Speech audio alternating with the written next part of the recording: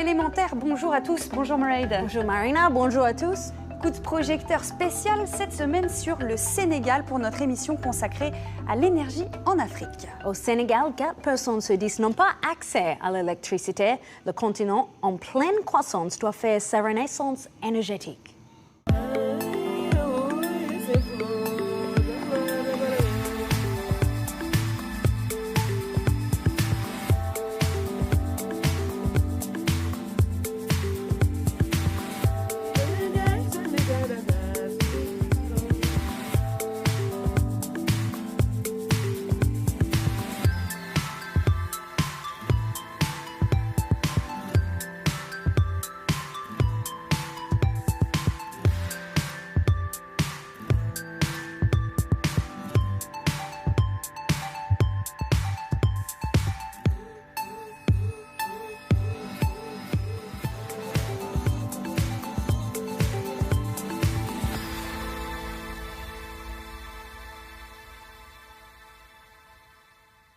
On vous emmène maintenant au Sénégal, sur place, dans les campagnes. Une personne sur 4 n'a pas accès au réseau électrique. Un Français électrifie des villages de Casamance grâce à de l'argent prêté par des Européens. Et il en est sûr, on peut accompagner l'Afrique dans sa marche vers la lumière tout en faisant des bénéfices économiques.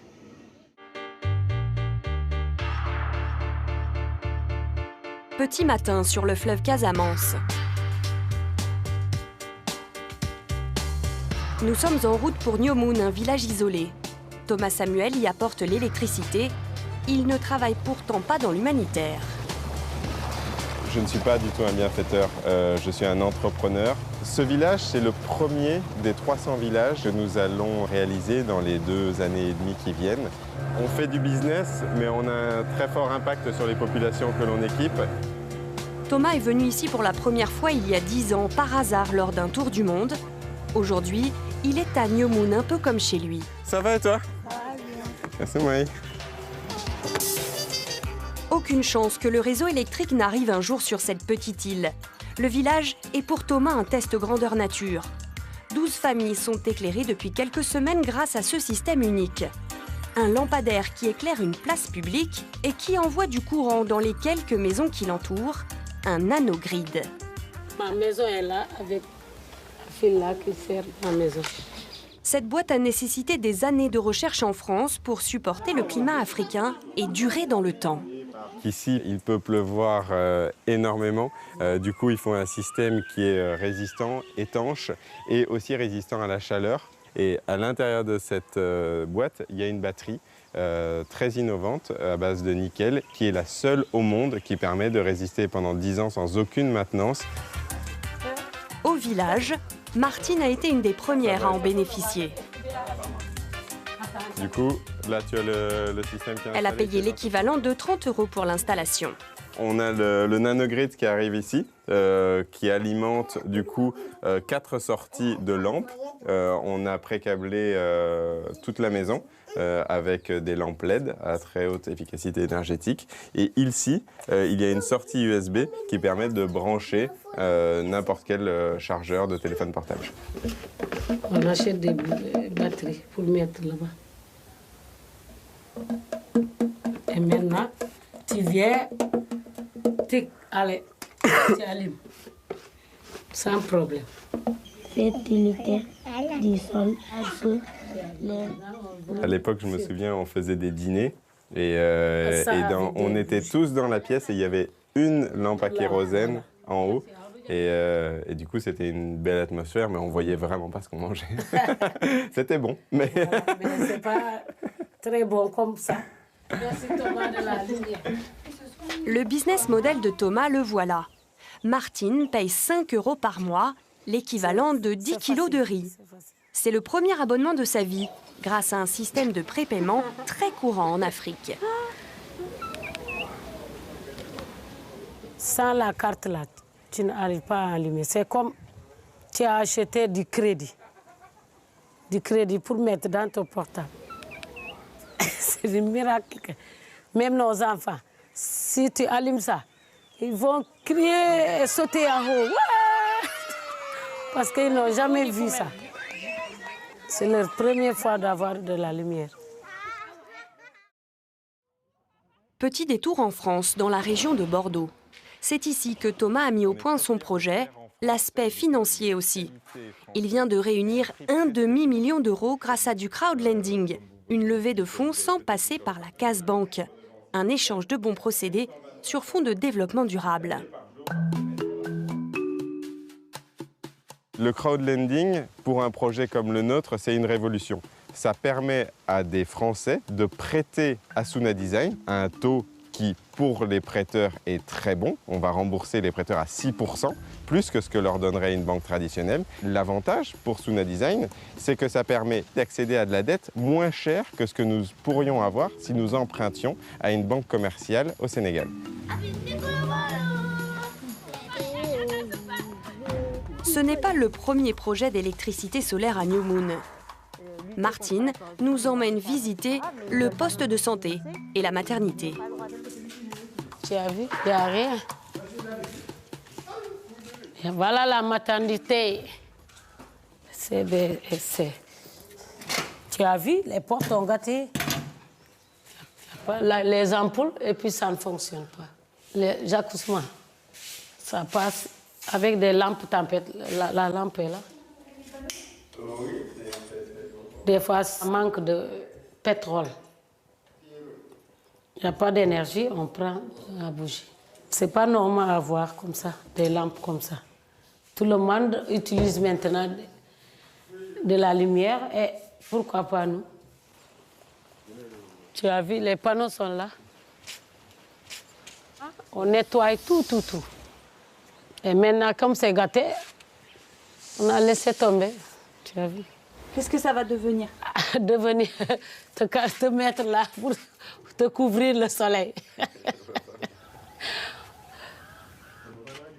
On dit en Diola que Kubuntolal. On nous trompe comme ça pour rien. On passe de Thomas de mieux faire que ça. Aujourd'hui, c'est séance de cinéma au village, grâce aux nouveaux poteaux solaires. Tous les gens qui veulent de l'éclairage dans leur maison vont pouvoir être équipés. Tout l'espoir du village repose donc sur les bras de Thomas et de ses équipes. Son investissement rentable en 3 à 6 ans prend en compte l'entretien et la garantie des panneaux solaires. Et il voit grand, sur le même modèle, il compte équiper 300 villages d'ici 2018. La technologie Suna Design sera bientôt utilisée dans une des initiatives les plus ambitieuses d'Afrique, emmenée par un rappeur américain multimillionnaire. L'artiste Akon qui vient justement du Sénégal. Cette chanson vous dit peut-être quelque chose.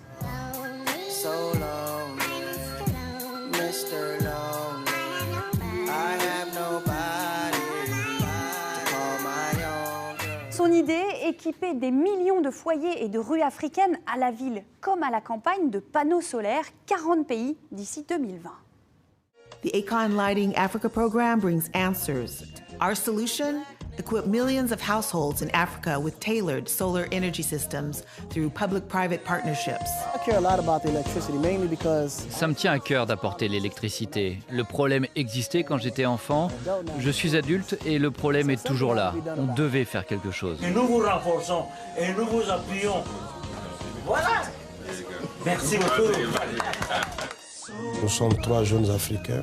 Ce défi-là, il n'y a que nous, les Africains, qui pouvons le relever parce que personne ne le fera à notre place. Pour ce projet colossal, Akon s'est associé à 2 autres partenaires africains. Akon Lighting Africa ne fait pas de charité et veut justement avoir une approche complètement différente. it's not a charity, it's strictly for profit. On ne fait pas du caritatif, on fait du profit. L'idée, c'est de donner aux gens des moyens, du travail, des opportunités pour qu'ils aient le pouvoir de construire leur propre pays.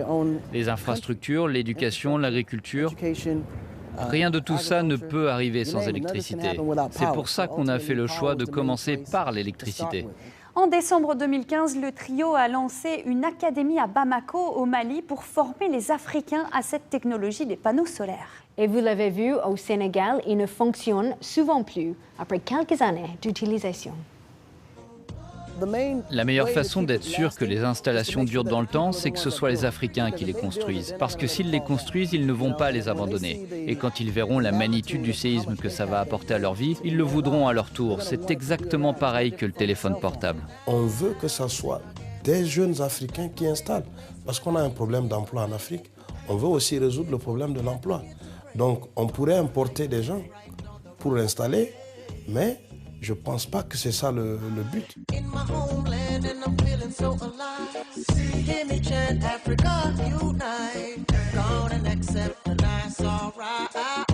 Comme avec la musique, je veux laisser une trace. Je veux que les gens se souviennent de moi en dehors de la musique et de la danse. Avec l'énergie, les générations à venir se souviendront de moi pour toujours, pour ce que j'ai fait pour le peuple africain.